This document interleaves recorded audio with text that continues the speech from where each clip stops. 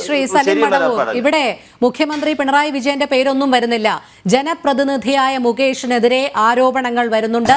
വ്യക്തിജീവിതത്തിൽ നേരത്തെ വന്നിട്ടുണ്ട്. ഇപ്പോൾ തൊഴിലിടത്ത് ഗുരുതരമായ ആരോപണമാണ് വന്നിരിക്കുന്നത്. അദ്ദേഹം തൽസ്ഥാനത്ത് നിന്ന് മാറി നിന്ന് അന്വേഷണം നേരിടാൻ തയ്യാറാകുമോ? 2, സംസ്ഥാന സിനിമാ നയരൂപീകരണ സമിതിയിലെ അംഗമാണ്. കോൺക്ലേവ് നടത്താൻ പോവുകയാണ് സർക്കാർ. എന്തിന്റെ അടിസ്ഥാനത്തിൽ ഇത്തരം ആരോപണ വിധേയർ ഉൾപ്പെടുന്ന സമിതി അംഗങ്ങൾ ഇനിയും നാളെ തുടർന്ന് എന്ത് നേട്ടമാണ് സാംസ്കാരിക മേഖലയ്ക്ക് വരുത്താൻ പോകുന്നത്? എന്തെങ്കിലും ഒരു നിലപാട് സർക്കാരിന് വേണ്ടേ, CPM-ന് വേണ്ടേ? അതുമാത്രമാണ് ചോദിച്ചത്. ഇതര സംസ്ഥാനങ്ങളിൽ നടക്കുന്നതോ അല്ലെങ്കിൽ പിണറായി വിജയനെതിരെയുള്ള വ്യക്തിവിരോധമോ ഒന്നുമല്ല.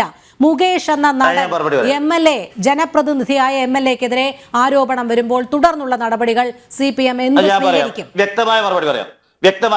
നിങ്ങൾ ആ ചോദ്യത്തിൽ വളരെ പ്രസക്തിയുണ്ട്.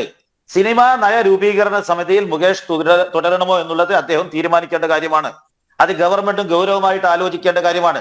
പക്ഷേ MLA സ്ഥാനം രാജിവെക്കണമെന്ന് പറയുന്നത് പ്രസക്തമല്ല. അത് തെരഞ്ഞെടുത്ത സ്ഥാനമാണ്. അത് കുറ്റകൃത്യം ചെയ്തു എന്ന് പോലീസിന് ബോധ്യപ്പെട്ടാൽ മാത്രം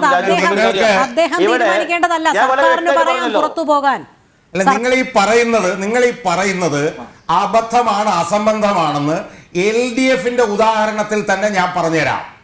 നിങ്ങളിപ്പോ പറയുന്ന MLA മാറണമെന്നാണല്ലോ. പ്രത്യേകം കേട്ടോണം.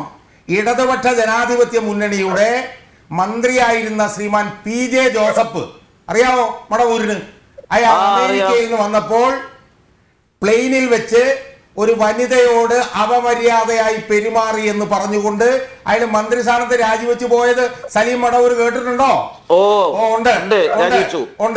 അതുപോലെ തന്നെ നീല ലോഹിതദാസൻ നാടാരെന്നും പറഞ്ഞൊരു ഒരു നേതാവുണ്ട്, അറിയാമല്ലോ നിങ്ങൾക്ക്. നിങ്ങളുടെ പാർട്ടിയിൽ തന്നെ ഉണ്ടായിരുന്നു. നിങ്ങളിപ്പോ ഏത് ജനതാദളിലാണെന്ന് എനിക്കറിയില്ല. എപ്പോഴോ ജനതാദളിൽ ഉണ്ടായിരുന്ന ആളാണ്. അയാൾ എങ്ങനെയാണ് അയാൾ പോയത്? ഇനി നിങ്ങൾ പറഞ്ഞ അടിസ്ഥാന ചോദ്യം അസംബന്ധമാണെന്ന് ഞാൻ ഒന്നുകൂടെ തെളിയിച്ചു തരാം. നിങ്ങൾ ഹേമ കമ്മിറ്റി റിപ്പോർട്ട് വായിച്ചിട്ടുണ്ടോ? വായിച്ചിട്ടുണ്ടെങ്കിൽ നിങ്ങളുടെ മുമ്പിൽ ഇരിപ്പേ ഉള്ളൂ. നിങ്ങളത് വായിച്ചിട്ടില്ല. ഞാൻ പറഞ്ഞുതരാം. നിങ്ങളത് വായിച്ചിട്ടുണ്ടെങ്കിൽ സിനിമാ രംഗത്തെ സ്ത്രീകൾ എന്തുകൊണ്ട് പോലീസിൽ പരാതി നൽകാൻ പോകുന്നില്ല എന്ന് ഹേമ കമ്മിറ്റി റിപ്പോർട്ടിൽ ഒരു ഭാഗമുണ്ട്. ആ ഭാഗം മടവൂർ വായിച്ചില്ല. ആ ഭാഗം മടവൂർ വായിച്ചിരുന്നെങ്കിൽ ഇതുപോലുള്ള അസംബന്ധങ്ങൾ ഇവിടെ വന്നിരുന്ന് വിളിച്ചു പറഞ്ഞുകൊണ്ട് ഇരകളെ വീണ്ടും നിങ്ങൾ ആക്ഷേപിക്കില്ലായിരുന്നു. ഒറ്റ കാര്യം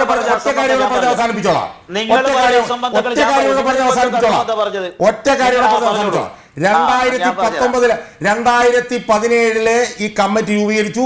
2019 റിപ്പോർട്ട് കൊടുത്തു. 2024 റിപ്പോർട്ട് പുറത്തു വന്നത്.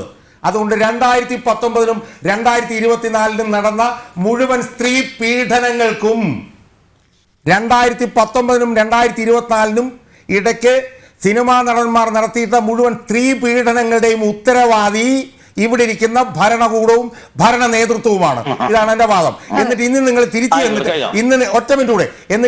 തിരിച്ചു ചെന്നിട്ട് സിനിമാ മേഖലയിലെ സ്ത്രീകൾ എന്തുകൊണ്ട് പോലീസിന് പരാതി കൊടുക്കുന്നില്ല എന്ന് ജസ്റ്റിസ് K. ഹേമ എഴുതിയ ഹേമ കമ്മിറ്റി റിപ്പോർട്ടിലെ ഭാഗം ഒന്നും കൂടി വായിച്ചൊന്നും മനസ്സിലാക്കുന്നത് നന്നായി.